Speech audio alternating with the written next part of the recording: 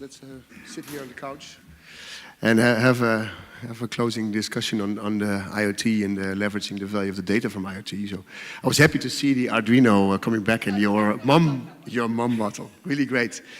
So I mean, Antonia, you've done it before. You've had several cases that you showed here. What would you advise anyone in the audience to start adding IoT to their campaigns or possibly even to their product development? Okay, so actually I'm going to talk very little about the technology because in the time that I spent at Pernod Ricard, where we saw the greatest success was based on something that Syed actually said this morning. It's about nailing what it's going to bring to your business and really understanding what is the business challenge you're going to address. So that sort of higher order. And then below that, there is the notion of the top management being engaged and almost mandating it. I know that from the moment that our executive committee at Pernod Ricard became engaged by what the anti-counterfeit connected bottle could bring, the savings, but also the traceability, the engagement of consumers, once they understood the tangible value that was going to bring to the company, and that brought a lot of traction to go further. And then for that sort of change management then to happen within the organization so that the different avenues would be open to facilitate the rollout of that proof of concept. All right. And over to you, Filip. I mean, we had one guy being grilled by Congress in the House of Representatives this week. I'm going to grill you a little bit because, I mean, what you showed is the dream of personalization. And every marketer possibly wants to go there, but you lead a little bit to the privacy concerns already. Can you go a little bit deeper on that? How would you balance that? How would you solve that issue? Okay, so actually the response to that question is going to be a manifold response. I think there are 3 levels we have to tackle first. But before we get into that, it might be the dream of every marketeer, but actually it's no longer a dream. These are things that are currently happening. This is technology that's being built not only by large incumbents, but also by startups. So in terms of privacy, when we're talking about pervasive profiling, because that's what it is, using IT data, for example, then there are 3 levels. First level, technical countermeasures you need to take based on legal frameworks. And thirdly, and what's most concerning, according to me, is the whole experience that comes with this. So, and the reputation that comes with that, or potential risks to it. So first of all, legally,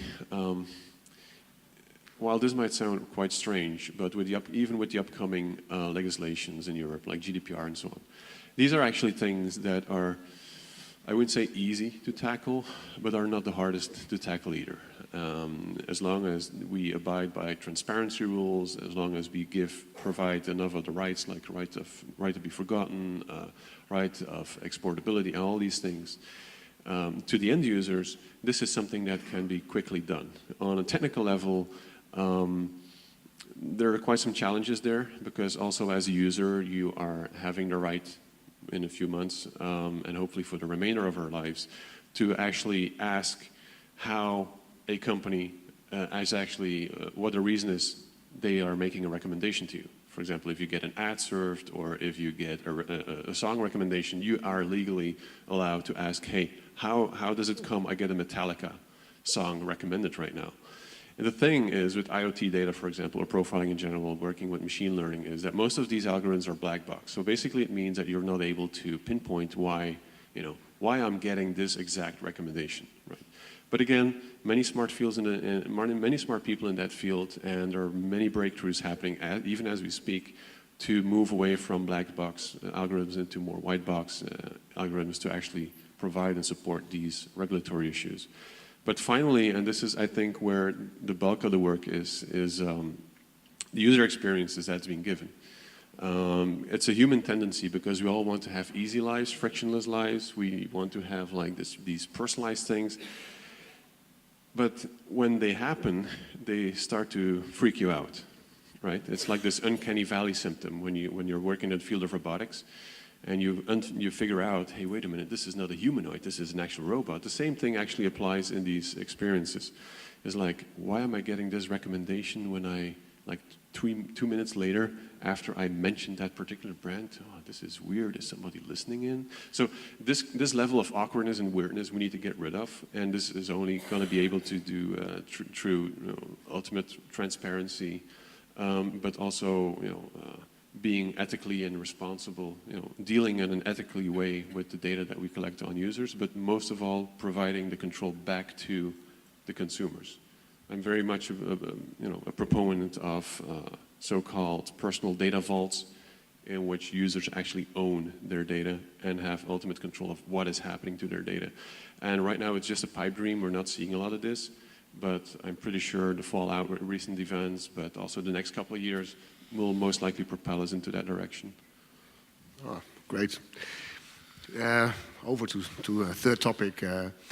When I was listening this morning to the guy from the energy company, they had a startup called Fresh Energy, and there's this smart meter, and then he was saying, okay, that can measure exactly how my washing machine and my fridge, how much energy they consume, and then possibly also can tell me when I have to order new detergents, because the washing machine knows how often it has turned.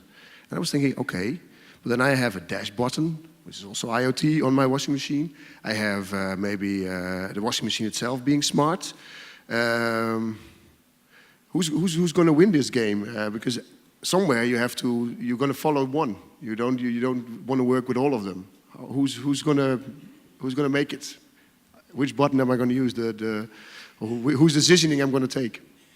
I personally don't know who's going to win, but in my opinion, it's whoever really nails, as Filip said, the consumer experience. Like, where's that trade-off? Where's the real value? I mean, there are, and as well, I think this comes back to what's the sense for the consumer, what's the sense for the business, that you have to ask yourself. There are so many gadgets and cool things to do, but really, does it bring value?